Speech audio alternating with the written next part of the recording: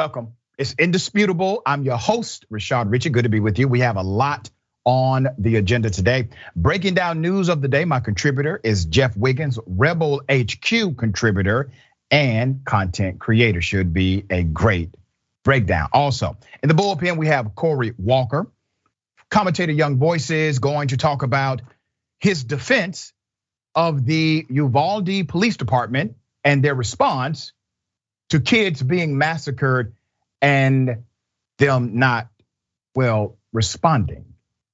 Should be an interesting debate. Top story of the day, Texas teachers, part of a committee, they have recommended to the state of Texas to eliminate the word slavery and replace it with involuntary relocation. I kid you not. This is happening because of a state law that was passed in Texas and signed by the governor. I'm going to get into that in a moment. Let me bring your attention to Senate Bill 3. In this case, a group proposing second grade curriculum revisions was given a copy of Senate Bill 3. Senate Bill 3 is a Texas law that dictates how slavery and other issues of race are taught in the state of Texas. The law states that slavery cannot, hear me loud and clear, cannot be taught as part of the true founding of the United States, and that slavery was nothing more than a deviation from American values, okay? So you already see what they're doing. They're creating the pretext so they can have a curriculum context to teach that America had nothing to do with slavery. Which means by extension, if America had nothing to do with slavery, then America has nothing to do with racism, bigotry, sexism, etc. They are literally creating laws through statute in order to manipulate the historical context of this nation, so that children are learning not a watered down version of America, but an untrue one. This is law in the state of Texas, Senate Bill 3. So these individuals, which by the way included individuals on the right and the left, it included people in public education and collegiate education. They decided after reading Senate Bill 3 that they would make a proposal. Yes, it's a dumbass proposal, but I will give you the background. So public schools in Texas would describe slavery to second graders as involuntary relocation under new social studies standards proposed to the state's education board. A group of 9 educators submitted the idea to the State Board of Education as part of their effort to develop a new social studies curriculum. That's according to the Texas Tribune. This is a once in a decade process. They update curriculum, and this impacts nearly 9,000 public schools. Let me show you the guy in charge of Texas education. His name is Jeff Ellis. Now, let me remind you of the person who signed the ridiculous legislation, Senate Bill 3, and that's Governor Abbott, okay? All right, so the board, with unanimous consent, I want you to remember that. Not one person on this board said, you know what, this is a bad idea. The board, with unanimous consent, directed the work group to revisit the specific language. Kevin Ellis, chair of the Texas State Board of Education, said in a statement according to the Tribune. Board member Ika Davis, a Democrat who represents Dallas and Fort Worth, raised concerns during a June 15th meeting that the term was not a fair representation of the slave trade. You don't say. The board sent the draft back for revision, urging the educator group to carefully examine the language used to describe events. That's what they said, all right? I can't say what their intention was, but that's not going to be acceptable, Davis told the Tribune on Thursday. Now, Davis is really interesting because Davis is a Democrat on the committee. Now, the question is, well, why do you not provide pushback? Why was there a unanimous vote? Well, on that day, for whatever reason, Davis was not there at the final vote as it relates to this particular recommendation. So while there is an official rebuttal on the record, there was no official vote on the record protesting this ridiculous proclamation about slavery. All right, there's more. The board is considering curriculum changes 1 year after Texas passed a law to eliminate topics from schools that make students feel discomfort. All right, the state's public education system has become heavily politicized in recent years, with lawmakers passing legislation to dictate how race and slavery should be taught in schools, and conservative groups pouring large amounts of money into school board races. So part of the proposed draft standards obtained by the Tribune say students should compare journeys to America, including voluntary Irish immigration and involuntary relocation of African people during colonial times. That's all, people. Slavery? No, it was involuntary movement during colonial times adverse to the values of America. This was not part of the American expression. It was a deviation from American values. That's what they're literally by law mandated to teach. A complete lie. A complete lie. The foundation of this country is rooted in slavery, bigotry, and racism. The people that founded this country thought it was okay. Most of them thought it was okay to own another person. It is fundamental to the DNA of this nation. And it's also fundamental to understand it so that you can unravel the reality that we are today. Without acknowledgement, there is no transformation. They are trying to indoctrinate children away from the reality of their own country. Because if children know the reality of this country, they may actually seek to remedy the problems that exist in it. Texas drew attention for a similar situation in 2015 when a student noticed wording in a textbook that referred to slaves who were brought to America as workers. The publisher decided to apologize. Texas private institutions have already implemented this massive revisionist history. And yes, it's coming to a city near you. Be vigilant. My dear brother, what are your thoughts here? Involuntary relocation sounds like a really dope rap group that can explain the 3/5 compromise really well. Think Bone Thugs and Harmony, but modern. How is this not what we're talking about? How is this not indoctrination? Withholding correct education and information from students.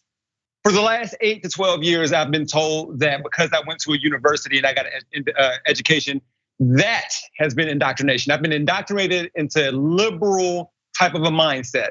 This is gross. This is wrong.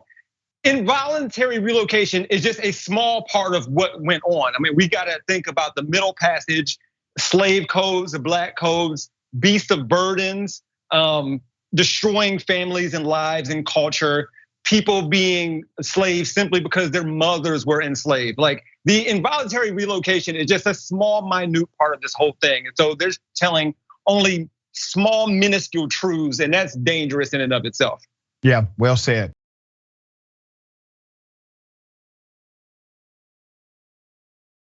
Remember the story about police shooting targets at the target range were only shooting targets of black men. Initially, the chief of police came out and said, well, no, actually, we shoot more white targets than black, according to my research that I cannot provide to you. But guess what? That chief has now apologized and said it was wrong. In an update to a story we reported on where Michigan police were using only black targets in a firing range. The head of the department is apologizing. Let's put up his picture. Here's the chief, all right? So after the department initially claimed that more white targets were used than black targets, Chief Jeff King now admits that indeed black targets were primarily used. He said, and I quote, well, I'll take this one on the chin. He said this at a public meeting. Then he goes on to say, I apologize to each and every person in this room, this community, my department, my city council, my city manager. I can't overlook this. Damn it, apologize to black people. He apologized to literally everybody but black people. Do you understand? This is routine. This is the apology, non-apology. This is not uncommon for individuals like him. He apologized to the city manager. The city manager was in on it. What are you talking about? He apologized to council. Council Ben knew about it. He apologizes to individuals who were literally taking a part in it. He apologized to his police department. Damn it, it was your police department who were the ones shooting black targets. But you apologize not to black people, the black community, your black constituents, the black people you serve, the black people who help pay your salary, the black taxpayers of that community. You had an apology for everybody but black folks. Put up his picture again, please. Now, while he's the chief of police, who was exposed, by the way, by children that were on a trip, went inside of the shooting range and noticed this and complained about it and made a difference. Why? Because the parents of those children raised them right. They saw something that was abnormal to them. So that's your chief. But who appoints the chief? This person. This is your mayor. Farmington Hills Mayor Vicky Barnett said all of the targets have now been removed. And the city, which is 20% African American, plans to conduct a legal review. What does that mean, a legal review? At this point, your chief needs to resign. The officers who partook in this need to be fired. You have a cultural issue at your department of cops only shooting black targets. And let me tell you how deep this goes. They would literally purchase all of these target packets and take out the white people and only leave the black people. So they would keep reordering these packets and take out the black people, put the black people in as targets, and then discard the white targets and only have black ones. They were literally spending more money to be racist. The targets were discovered during a Boy Scout troop's recent tour of Farmington Hills Police Department. The children, there they go. They're at the front. They're simply looking at the black targets like, what the hell is this? That's what they're doing. According to research by the family lawyer, when ordering a picture targets from a vendor, the orders include a variety of different targets. But as I said, they literally only took out the black ones and kept reordering so they can always have a fresh stock of black men to kill. Now, why do they still have jobs? Why do they still have relevancy? Why is it that the community at large has not called for their resignation? Why is it that the city manager has not called for their resignation, or the mayor, or even the city council? Because they knew about it from day one. They know the culture that permeates in their community. This is not a shock to them. It is only a shock to them that a group of kids exposed them. But this is what we fight: systemic bias, prejudice. You don't think they take that mindset outside of that shooting range? Why do you think they created that atmosphere inside of the shooting range in the first place? Because that's who they target. They are literally telling you, we target black men. So in the shooting range, we're only going to aim and be trained mentally to shoot who? Black men. All right. My dear brother, thoughts here? Impeccable Michigan accent, Dr. Richey. That was awesome. You know, I don't see why a simple silhouette wouldn't suffice in this situation. Looking at the pictures, which kind of caught me off guard, because when I was reading the news stories, I did not see the exact pictures. And so now I'm wondering, like, are these actual people who are citizens of Detroit or suburbs in Michigan? That's kind of scary. And to the specificity they went into, like black people wearing hoodies so they can aim at that, like let alone holding a weapon, really dangerous and scary stuff. And so for the kids to be able to see that, coming off of us, by the way, just talking about kids being indoctrinated in Texas, he didn't offer an apology to the children. I mean, this is, I don't know. I mean, just based off the fact that he only offered an apology to a specific few people, let you know. And we can expect this man to be hired somewhere else in some other municipality, some other state somewhere else, probably doing something similar. Yeah, and that's him taking it on the chin.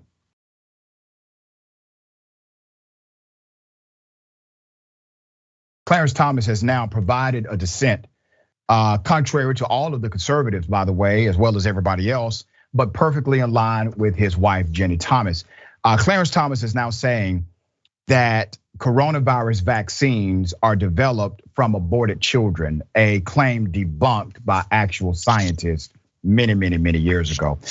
So let's get into it. Quite fascinating. Supreme Court Justice Clarence Thomas wrote Thursday in a dissenting opinion that coronavirus vaccines are developed using cells from aborted children. Now that's important to note. He put in his dissent, aborted children, okay? Thomas dissented on the Supreme Court's refusal to hear a case challenging New York's vaccine mandate based on religion. Thomas wrote, and I quote, "They object on religious grounds to all available COVID-19 vaccines because they were developed using cell lines derived from aborted children." Thomas wrote in his dissent, referring to the plaintiffs that brought the lawsuit. Now, I've told you this before, the unraveling of Roe v. Wade, while there are some who celebrated this, remember, this allows them to now unravel by way of judicial theory, to unravel many other rights that you believed you had, okay? There's more. The plaintiffs in their emergency request to the Supreme Court said the vaccines were made with, and I quote, "abortion-derived fetal cell lines in testing, development, or production." And in their petition for a writ, they said vaccines were made with voluntarily aborted fetuses, fetal cells obtained from elective abortions of miscarriages, abortion-derived fetal cell lines, and aborted fetuses cell lines. So remember, that's the language is somewhat different than what Justice Thomas wrote. Thomas said they came from aborted children, all right? Another distinction here. Some vaccines have used fetal cell lines during early stages of vaccine development, but the final products do not, none of them contain aborted fetal cells as proclaimed. Additionally, these fetal cells came from elective abortions performed decades ago and were not done for the purpose of vaccine development, according to Axios. The use of fetal cell lines is actually common when developing any, let me say that again, any vaccination, not just for coronavirus, right? A major institute, conservative think tank said, an anti-abortion research organization said that the Pfizer and Moderna COVID vaccines were found to be, and I quote, ethically uncontroversial for their use of fetal cells to demonstrate how a cell could take up mRNA and produce the coronavirus spike protein. So this is settled not only by conservative think tanks, this is settled by medical science. And according to the ruling, this is actually settled by way of other Supreme Court justices who happen to be conservative. But it's not settled as far as Clarence is concerned. Clarence Thomas, excuse me. It's not settled with him. Once again, his ruling does not align to the conservatives on the bench, but it aligns with the advocacy and belief of his wife, Jenny Thomas. In defending his vaccine mandate, lawyers for New York also noticed that laboratory-grown stem cells, which derived from cells collected from a fetus nearly 50 years ago, were also used for testing the rubella vaccine. There it is, right? We have a Supreme Court justice who is finally showing his true colors, no pun intended. But he is coming out with a vengeance. Think about this. 100% of his judicial rulings have always perfectly aligned to his wife's public advocacy, her conspiracy theories. He ruled in favor for Trump when all of the conservatives on the bench ruled against the madness Trump was trying to push. He voted the other way. Think about it. His wife keeps coming up in the January 6th investigation. they're not going to talk to her. I never believed it was going to happen in the first place, even when she volunteered and then took it back. There's a problem here. All right, Jeff, thoughts? Citation needed, Justice Thomas. He is going a long way to avoid talking about Loving versus Virginia. It's getting very convenient. I can expect this kind of analysis from a social media username that has a name and a bunch of numbers at the end. But this is a well-respected man, well, despite what Anita Hill tried to tell us decades ago, making these decisions for very obvious reasons, as you just alluded to, Dr. Richey. I don't know where this is going with him. And actually the future is getting very scary when it comes to rights and restrictions and everything that's gonna come along with what we thought we had. So he doesn't need evidence or facts to make these decisions either. And there's gonna be a slew of individuals who's gonna back him for whatever he says moving forward. That's right. That's right. He's setting the stage for something. You got to remember, this isn't the first time he's provided a wink and a nod to a conspiracy theory. He even did it in the last major summary with Roe v. Wade being overturned. He comes out and now he's talking about the dynamic of gay marriage in America. He's sending hints, he's sending code to those who are picking it up. So he's setting up the stage for something we're gonna continue to follow. We got more on the other side. It's Indisputable, stick and stay.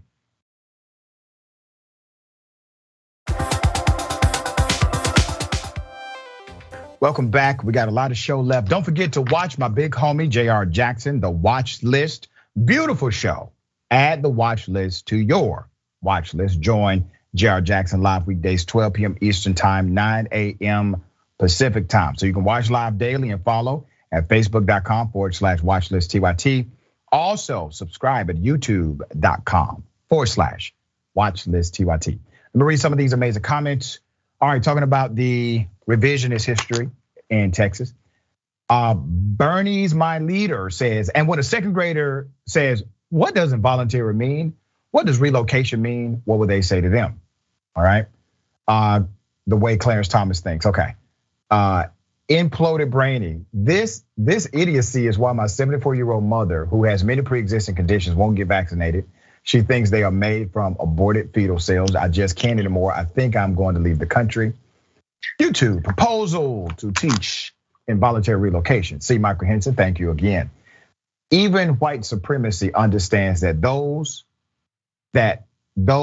who are ignorant of their history are doomed to repeat it, hence masking the term slavery. Very good observation, and you're completely right. All right. About the police chief, Winston Sayer says they were segregating the targets. Right, exactly. Once again, see Michael Henson, thank you, man. Is it me or is Clarence Thomas started to look and act like Steven from Django Unchained? His brain living in Candyland right about now. That's right, he's in the sunken place, actually, that's where he's at. All right, made money in the building. I wouldn't waste too much time trying to figure out what's wrong with Clarence Thomas. It's crazy, might be contagious, just looking out for your doc, LOL. Thank you for that, much obliged. All right, Twitch, Midas with a stinger. The textbooks for the entire country come from Texas, just saying. A lot of them do, you're all right. All right, okay, got something for you, it's a doozy. Ladies and gentlemen, I wish a Karen would. You want to call the police on them for having a barbecue on a Sunday. I feel free! Back off!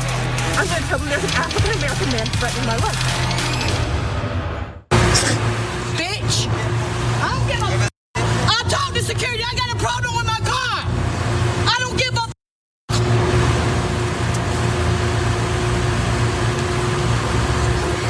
Here's American stupid man. Bitch, you rent this country! Told them to move the car from here. They can't park right there. You cannot park right here. Security, I have a problem with my car. No, ma'am. Even if you have problems. Listen, I've already talked to security. You're just trying to be. See all this trash? I know that's how you all are when you come over here to our country. You try to rule us. Sir, I just talked to security a while ago. So I told him I had a problem with my car. I just talked to the gentleman putting stuff in the car right here, and he said it was okay. He said it was fine. What's wrong with you? Got my reverse. It don't want to go on reverse, and I can prove it to you. But you got this Filipino right here that wants to be a Mexican. Sir, I don't about your camera. You piece of bitch, put it on the news. Oh, there's more. Here it is. I don't care, sir. I've already told you. ¿Cuál es tu problema? I call it video right now. Let's go. I'm leaving. ¿Cuál es tu problema? ¿Cuál es tu foto? A mí ven, ¿ah? Es privado, es privado. Yeah. Latino, bitch, como yo.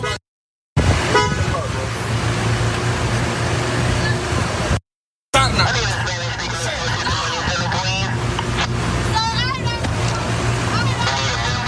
Ay, dame por su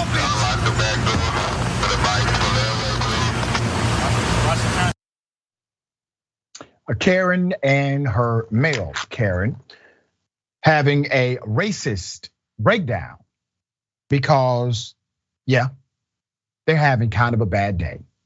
Now, here's the thing. There are ways to talk to people. There are ways you should not talk to people. On Indisputable, we provide something for you, Karen.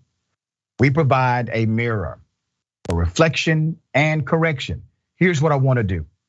I want to strike fear in the heart of all Karens across the planet, that if they act in their Karenicity, they may just end up on a segment of Indisputable. Jeff, insanity here. All right, let's do this before I go to you, Jeff. Go ahead and put up the picture, full mass here. Watch out, everybody. Oh, damn.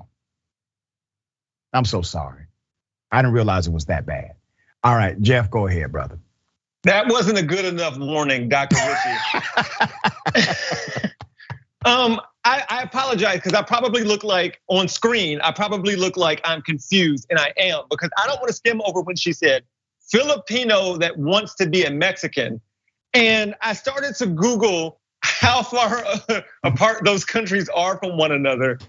That is a whole new level. Bravo, super producer Jordan, for trying to warn us as well in the beginning, to saying this is a new level of Karenicity. In addition to the fact that her boyfriend is a native Spanish speaker, I can't presume to know where he's from. But wow, so her racism extends to the person recording her, but she conveniently is with someone probably from a country she may not know about.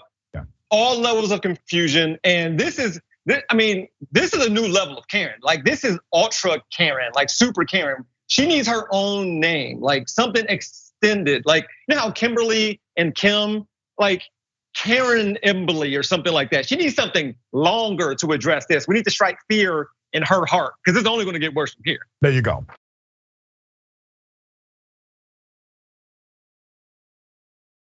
Very sad situation. We're gonna bring it to you front and center. A Texas security guard has been accused of profiling black women in a Kroger store. Here's some of the video. Mr. Get my shoe. Why are you doing this to me? Let's go. I don't know where you're pulling me. Why is he doing this to me? I am not a threat. I don't know where you're taking me. Please don't let him take me out. I cannot see. Please, someone. Would you step back? No, you're stepping on me. Would you step back? Would you step back? Okay, all right, that's what we're. We're going to expose him and the company he works for. Put up a profile shot that we have from the video. He's a security guard at a Kroger grocery store in Houston, Texas. He's being accused of racial profiling after he allegedly targeted 3 black women in separate incidents and assaulted one of them, all right?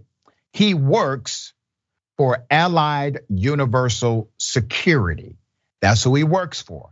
At this moment, we do not have confirmation of his exact name, all right? The video recorded in April shows Stephanie Teal, a woman with special needs who was in the store with her cousin. Stephanie was in the store with her cousin, Kamisha Sterling, when she opened a Kroger burger inside the store and started eating it.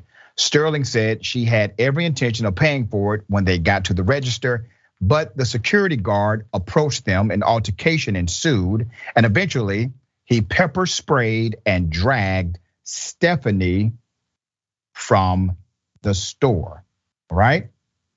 This was the first of the incidents. The next month, Kamisha Sterling recorded another incident where that security followed her out the store, demanding to know if something was in her bag. Now, the most recent one involves Miss Peavy. On June 21st, Shalandra Peavy recorded her inside the Kroger on 249 and says she could not carry any more in her hands, so she dropped some of her items in a clear Kroger produce bag and continued to shop. That's when she says the same allied Universal security guard seen in the video accused her of stealing. During their encounter, the guard can be heard admitting that he called her black and ugly.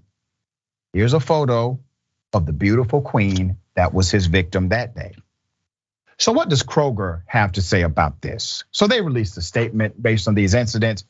Kroger has released a statement that the guard in question will now be terminated. They say, and I quote, "We expect all third-party contractors to live up to those values, which also include respect, diversity, and inclusion," said the company. "We will not tolerate this type of behavior from third-party providers that operate within our stores." Well, Kroger, do you tolerate the behavior from your regular ass employees who hired the security guard and who allowed the security guard to continue to assault black women? There are 3 that we know of on record. I guarantee you there are more we do not.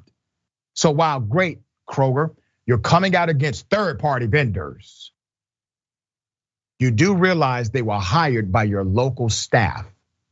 And when these incidents occurred, your local staff did not do the right thing by your black customer base.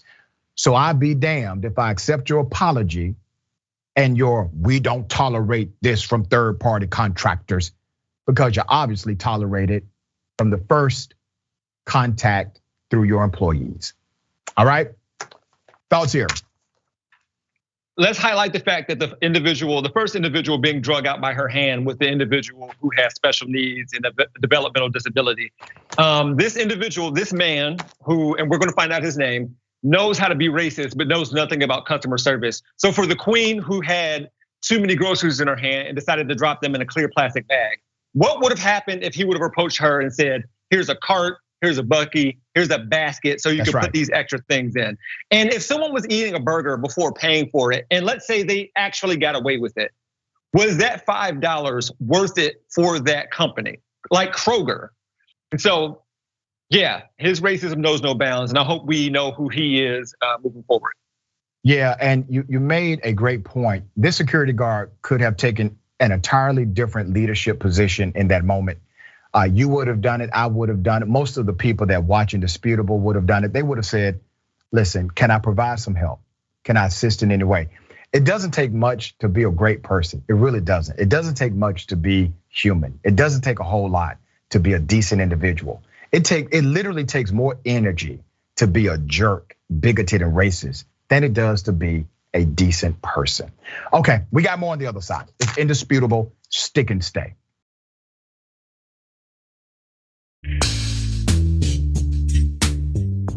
Welcome back. All right, we got a lot of show. Let me read some of these amazing comments. Nostra Science says she's having a cannibalism. There you have it. That's your word. There we go. Lynn says all of these stories remind me that everything is bigger in Texas, including racism. Yeah. All right. About the Karen and the meltdown at Walmart. David Moore says, "I wasn't even watching, but my Karenicity warning system went off. I told you we're going to develop an app, and this app is going to be able to warn you when you walk into a Starbucks. If that Starbucks has a Karen, it's going to alert you immediately. Okay, we're working on that technology now." Smiling Dragon says, "Hi Jeff, hope you come on again. You and Doc work well together. Thanks to you both. Happy Friday." Boom, there it is. Great guy. Okay, yeah. So this happened. The United States Supreme Court, they're going to hear a case that may allow states to illegally overturn an election and provide whatever results they choose for a presidential election and truly other elections by way of theory of this particular case.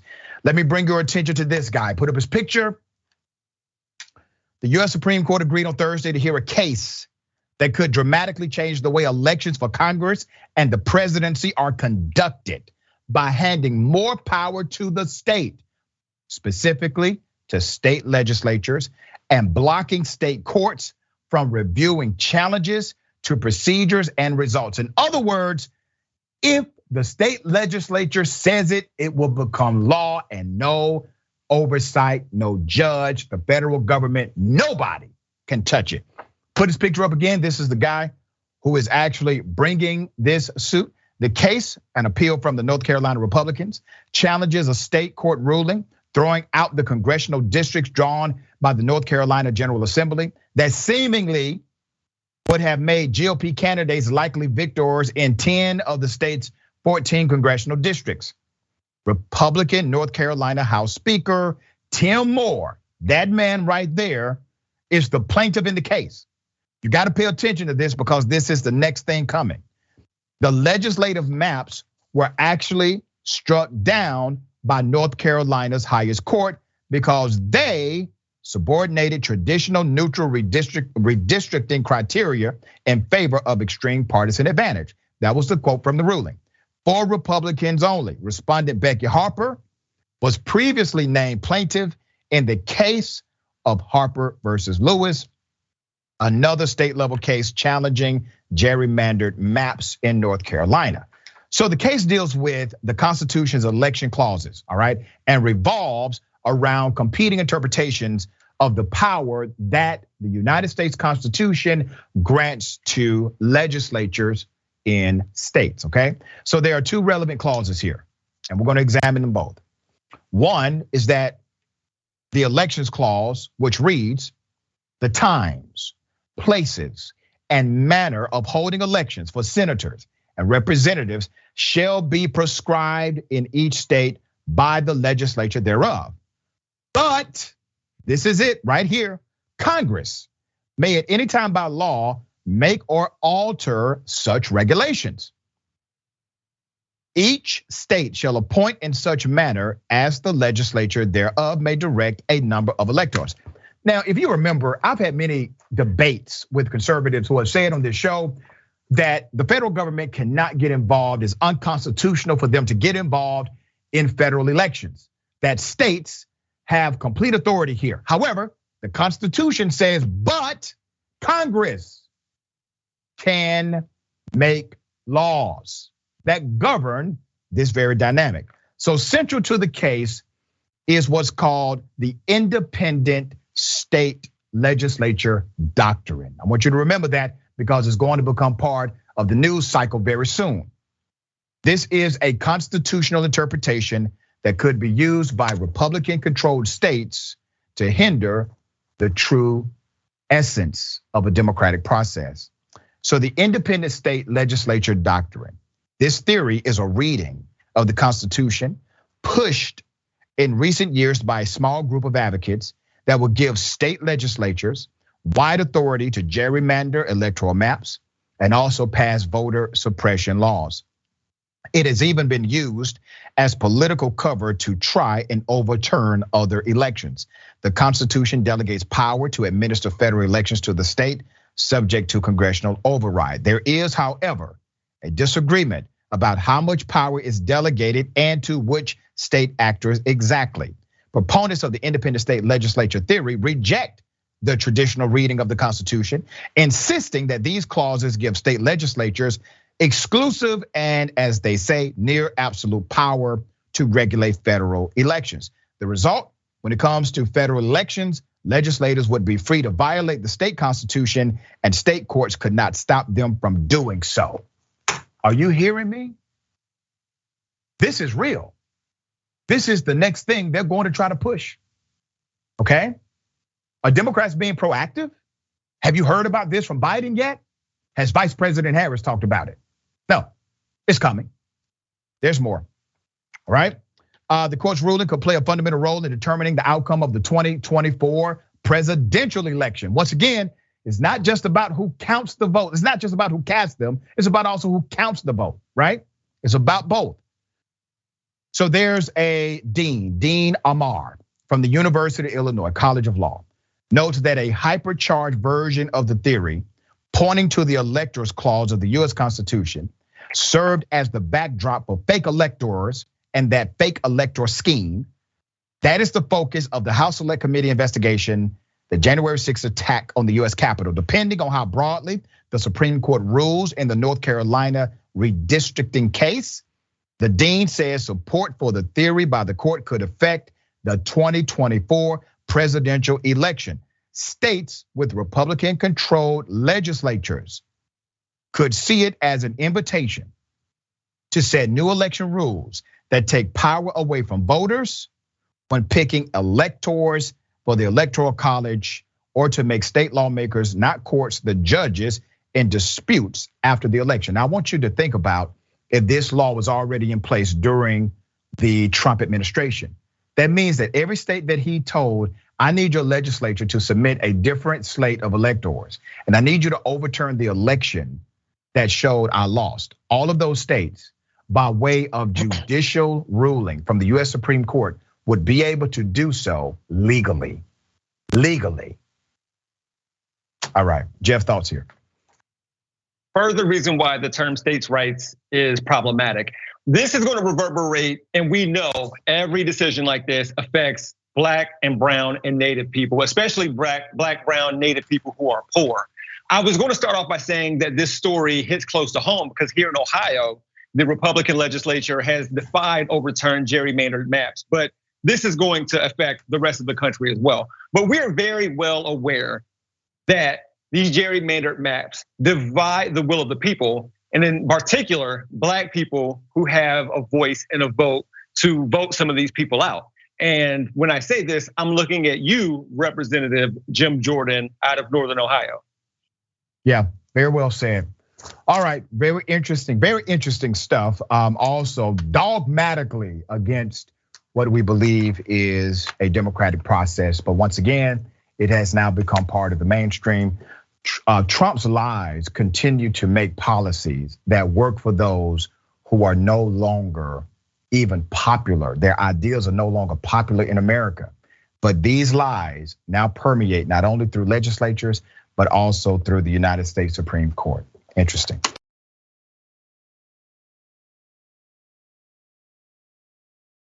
All right, there's a white male. He decided to push a Black 11-year-old child off of the bike and has been arrested. Here's the video. Your bike. I'm gonna hit my car in the road. Get the out of here.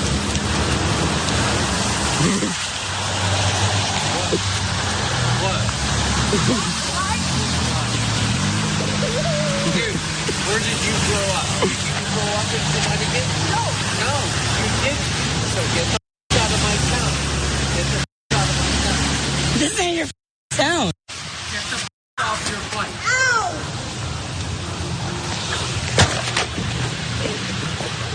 Ow!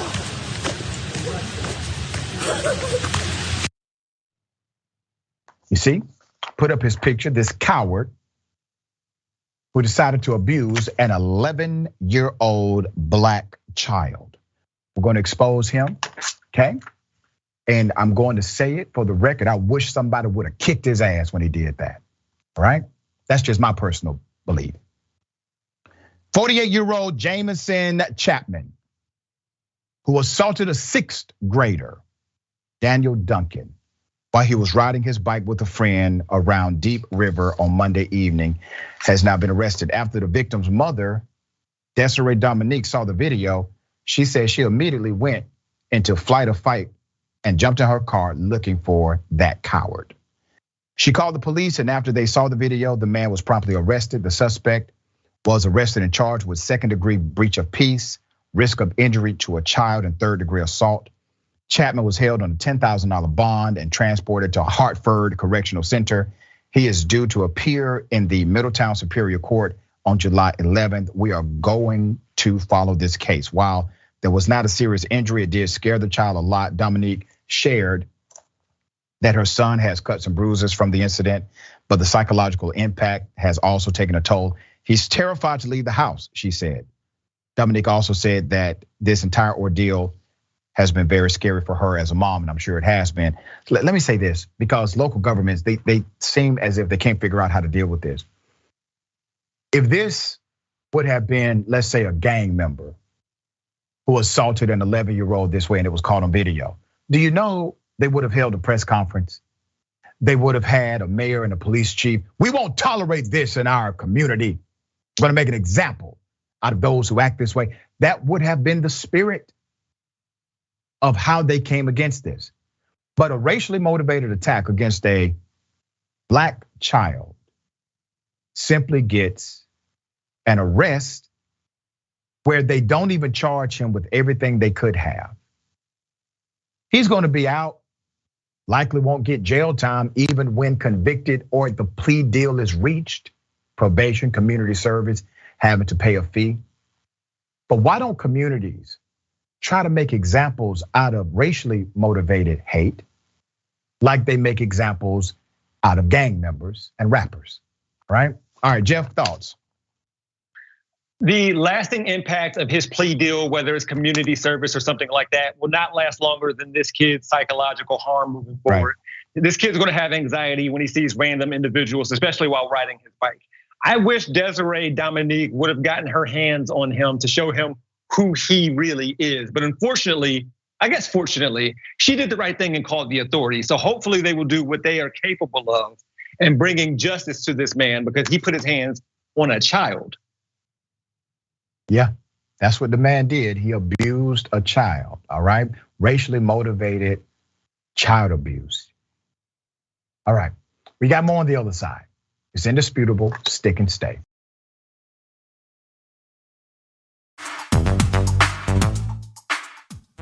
All right, welcome back. We got a lot of show left.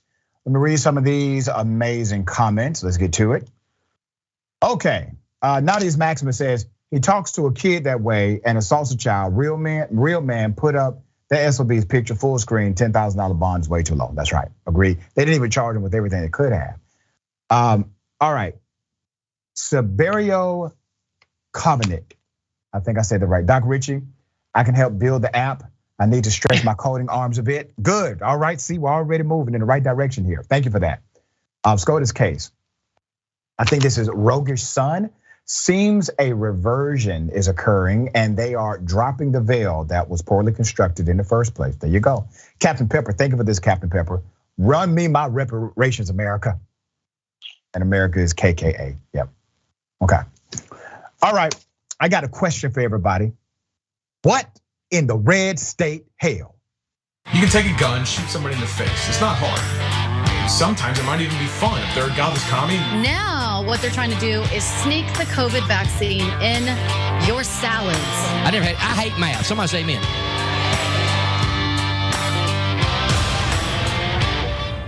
Need your ID also, please, sir. I don't think that's gonna happen. Okay, I'm gonna place you under arrest then. You're not placing me under arrest. You have no right to ask for anything.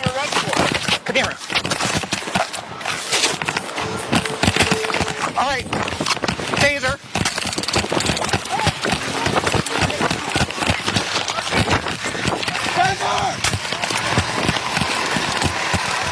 He is under arrest. He's under arrest. For what? For trespassing and for disorderly conduct. Public property. Not disorderly. Public property. It said freedom of speech. Relax. He refused to give me his ID, which he's required to do. For what? So I could issue him a citation for trespassing. It's not trespassing. He wasn't trespassing. This is actually a throwback. I have some additional information to share. Let's put up the picture full mass of the cop who was trying to effect an illegal arrest. His name is Christopher Dickey. Officer Dickey works for the state of Colorado, works in Colorado as a police officer. And it's interesting that the other officer knew exactly what was going down the entire time.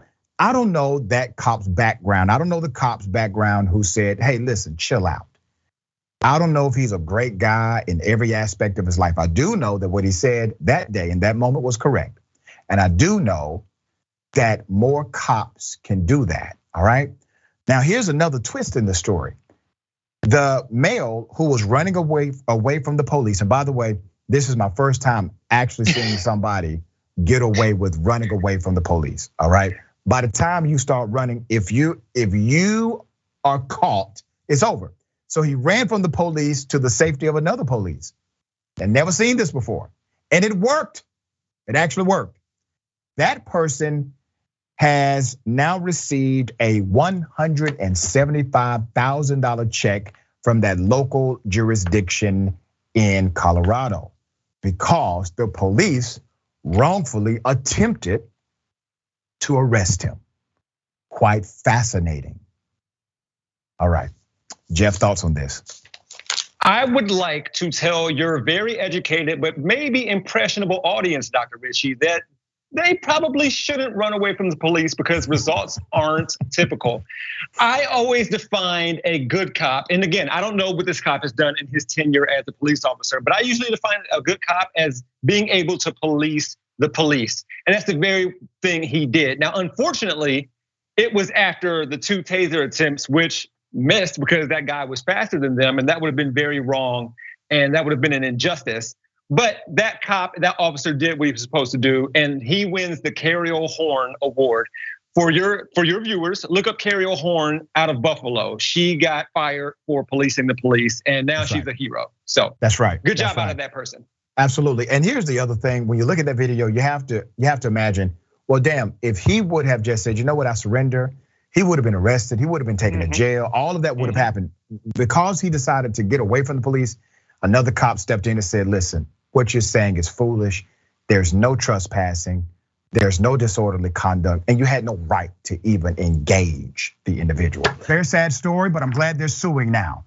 This is an update. A man who was going through a mental health crisis was aggressively arrested by the police, and then they told the dog to bite him.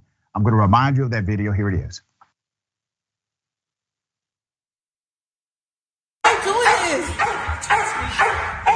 Baby, stop.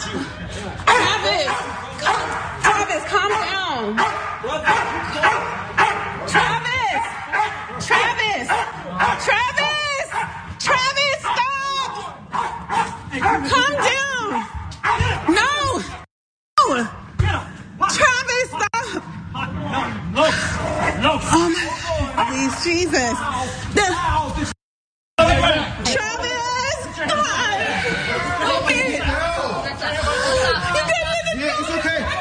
It's okay. So sad. Put up the victim's picture. His name is Travis Moya. Travis Moya was going through a mental health issue. It was a mental health call. Police had been called to Moya's home when he reportedly was having a mental health crisis. They already know this is a mental health crisis. That's how the call came in. The man from the suburban Atlanta area was attacked by a police dog at an arrest at his home, will soon be turning the tables, according to his lawyer.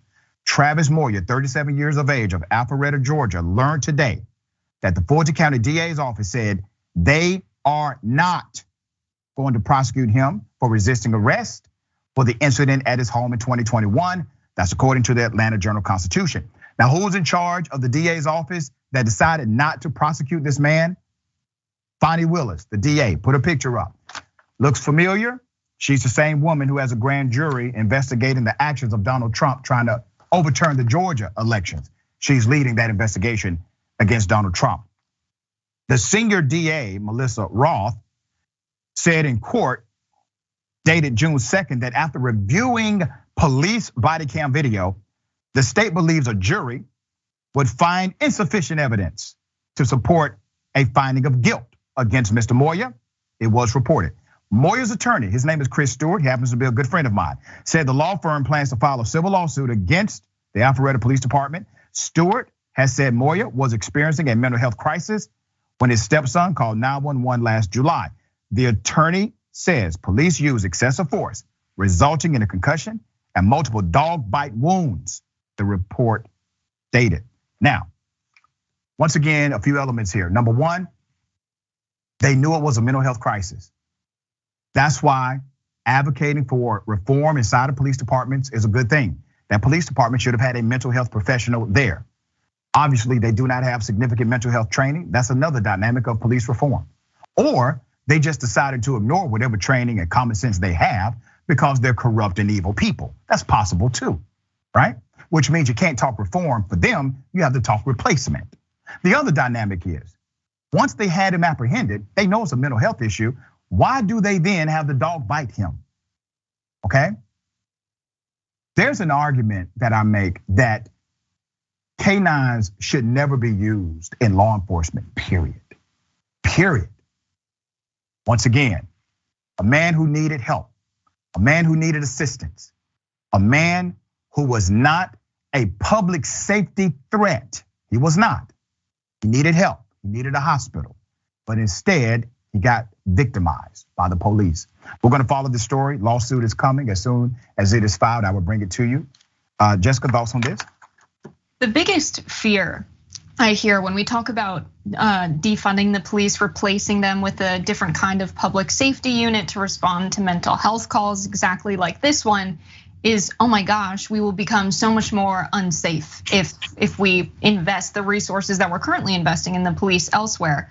But if the police are supposed to make us safe, why is it the case that whenever they are called, the situation escalates and gets more violent? That's what we really need to interrogate. Ask yourself if you feel more safe if you call the police in situations when there are so many scenarios that went down exactly like this one. Why did they even have a dog with them responding to a mental health call? There were 3 officers on them when the dog started attacking him. Was the dog instructed to attack them? That should not have happened, obviously. If the dog was out of control, they absolutely should not have the dog, and the police are at fault for that as well. And I'm really happy that this is the attorney that's on the case because she's doing really good work in Georgia.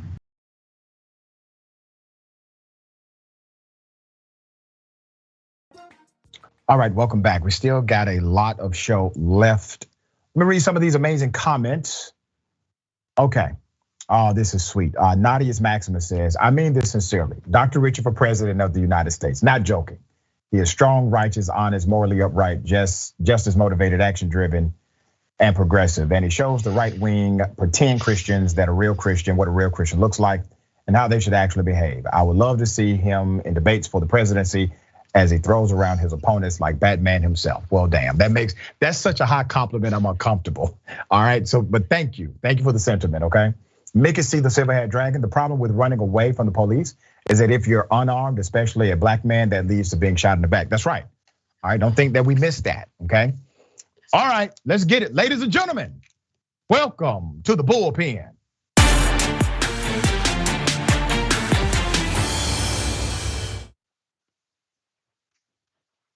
In the bullpen today, we have Mr. Corey Walker, is a spring 2022 College Fix Fellow with Reason Magazine. And we're going to chop it up about the Uvalde mass shooting, mass killing, and the police response. Mr. Walker, thank you for being on the show. How are you? Thank you for having me. I'm good. I don't want to presume what you know or believe about the police response in this matter. So if you would, give us your sentiment and I will then opine.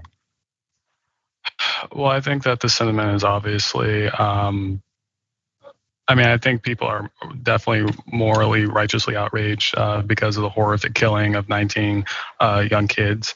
And I also think that a lot of people are very furious because, not just because of the killing, but there's a lot of other discussions, namely one around guns, but another one also mostly because of the police response. And so, obviously waiting 77 minutes outside while kids are being slaughtered and you're a police officer and you took an oath to protect and serve, it's pretty obvious why a lot of people were so upset. So you agree with me that the response of the local police department was utterly ridiculous and holistically inappropriate for the situation that was happening. Do you agree with me? Well, look, I think that it's definitely terrible and horrific, but I also think that we have to keep in mind that, the Supreme Court themselves has said police don't have an obligation to protect you, right? Like that's actually a Supreme Court case. They have an obligation to investigate these sorts of incidents, crimes after they happen. So they don't have an obligation to do that. Now, with that said, was it morally correct? No.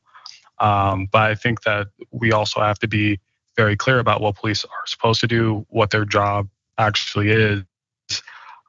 With that said, there's a lot of questions to be had here about was this like, obviously, what's the point of having police that are so heavily armed and well armed if they're not going to be using it in a time like this? Not this time, then what time?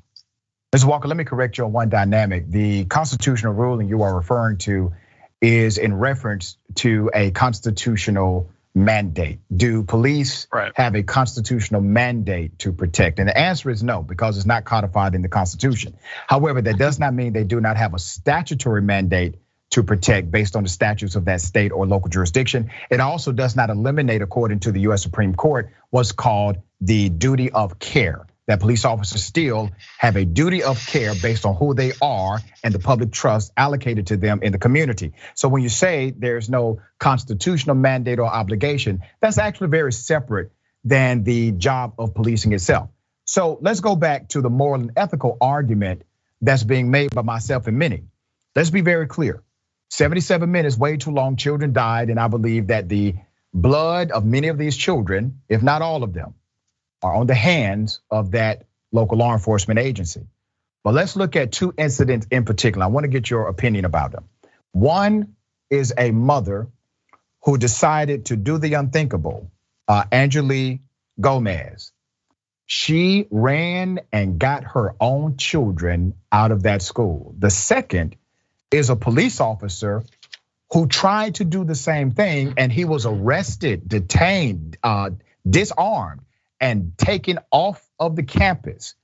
The mother was able to breach the security protocol, jump over the fence, because after she was handcuffed, she said, listen, if you uncuff me, I will calm down. They uncuff her, she runs. She saved not only both of her children, but other children too. She had no combat training, dear brother. She had no weapons. She had no tactical gear. She didn't even have tactical training, but she had heart. She had courage, things that you're supposed to have when you sign up to be the damn police anyway, especially when children are being shot in front of you. So you mean to tell me that dozens of officers, none of them had the courage of this woman that weighed about 110 pounds, who was able to breach their own security protocol and save children? You mean to tell me that these police did not have that kind of heart? Not one of them did? Do you think that's a problem? Well, yeah, I think that's definitely an issue. Again, I'm not having a discussion about the morality of the actions. I think it's clear as day that you should definitely, if you're a police officer, put yourself in harm's way to rescue children being slaughtered. And so it definitely, my hat goes off to that mom. Any mother, any parent would do the same in that situation. I also think that it made no sense that the police were outside tackling parents while there was literally a slaughter going on, and they were literally camped out in the hallway. Many, they were already in the school. They just decided to not engage with the shooter, which I think is definitely morally reprehensible. So I think we're definitely on the same page here. I don't think there really can be debate here. I think there's a lot of debate about who's most liable, for what reason, and also you have to bring into account, should police be held liable in situations like this? And qualified immunity, that's another discussion. But at the same time, I can't defend anyone, any police officer, any adult with a weapon for standing around while kids are being killed. I don't think that there's really much of a defense to be had there. There's legal questions, but the morality of this is pretty clear. So let's talk about one of the other incidents that came out through the investigation, and even the commissioner of Texas, the Texas police commissioner, came out and was very critical of this. They were waiting on a key. As you just said, Mr. Walker, they were inside of the building. They say the reason they did not move ahead is because they were waiting on a key. Well, come to find out, the door wasn't even locked.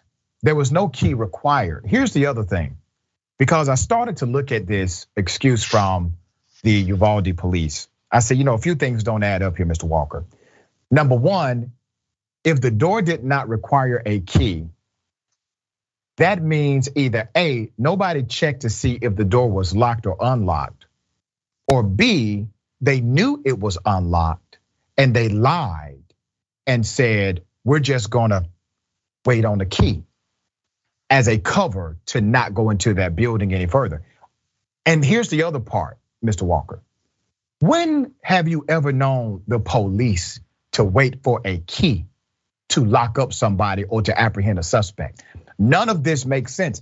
I literally believe that there's a cultural issue inside of that department. You have to remember, the person that ended up putting bullets in the killer wasn't even part of their tactical command, disobeyed the command of the authority at the time. The other mother, the mother was able to disobey command of the scene. She's a mother, she doesn't work for them, and she was able to save children. So everybody that actually fixed the situation, for lack of a better word, they were outside of the command of this particular police chief. So why do you think this culture, why do you think this one agency responded in a way that's actually antithetical to human response? Why do you think not one of those cops responded like a parent or responded like a human being when children were being killed in front of them? Why? Yeah, I mean, I think that obviously every police department has their own culture, but I think that part of it may be the type of people that are quite often drawn to police. It's not like, I mean, let's be real. We do talk about police as if, they are our country's best and brightest, but the reality is that a lot of times it's, whoever, I mean, it's, I hate to say left behind, but in a lot of cases it's people, didn't go to college, were not necessarily the best students in high school, or not necessarily the most involved. So therefore it's, it doesn't particularly surprise me that, you are, getting a group of people who are not necessarily the most moral or necessarily making the most morally righteous or morally correct decisions. I think that police culture is a culture of which there is really a lack of accountability in many cases, in many police departments across the country. And so because of that, it's not surprising to me that they thought they could do this, get away with it. And there probably is quite a bit of lying. We know for a fact there's been lying in this case. And so because of that, like it doesn't surprise me. This probably isn't the first time that they've been doing this. It's probably been going on for quite a while. And this is the fact that this is a massive national story, which children were killed. They can't really sweep it under the rug like they're used to. I agree with most of what you said. I don't correlate education to courage. You don't have to be educated to be courageous. I do want to talk about the liability factor here, because there's another debate about how liable should the cops be. Should they be legally liable? Should they have some kind of actual statutory penalty? And by the reading of the state law, there's really not a statutory penalty. It should be, I believe wholeheartedly it should be. But let me talk about simple liability. The cops who were involved, they're still getting a paycheck. They're still getting paid. Now you got to think about this in the context, Mr. Walker, of government workers. Police officers work for the government. They work for the citizens of that community that pay their salary. It's derived from the taxpayer base, just like any other department. What other department known to man inside of a local government could engage in an action that caused the death of children, where they were inactive when they should have been actionable, and it caused the death of children? They lied about what happened, so there's the deceit aspect. They filed false reports about what happened on the record, but they're still able to get paid. This would not happen, Mr. Walker, under watershed management or communications department in a local municipality. There is no such department that exists, fire department or otherwise, where this kind of negligence, this kind of insanity, this kind of non-human response, this would not happen on any other department without actual penalty, except for the police. Now that's a cultural issue, and it's a cultural issue that permeates beyond just the local police department. Would you not agree? And that police are probably the one sector of our society power to literally kill someone. And quite literally, in many cases, the vast majority of cases, there is no accountability mechanism. It's very, very rare when police are held accountable for killing, or not even just necessarily killing, just basic brutality or neglect, right? So I can't think of like any other instance or any other, maybe the military in some cases when they're overseas and committing certain, crimes and stuff over there. But I mean, if we're being honest here, I do think that you're particularly spot on.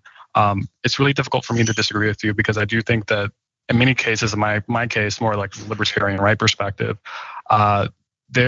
police, the way we have a police culture in this country can be pretty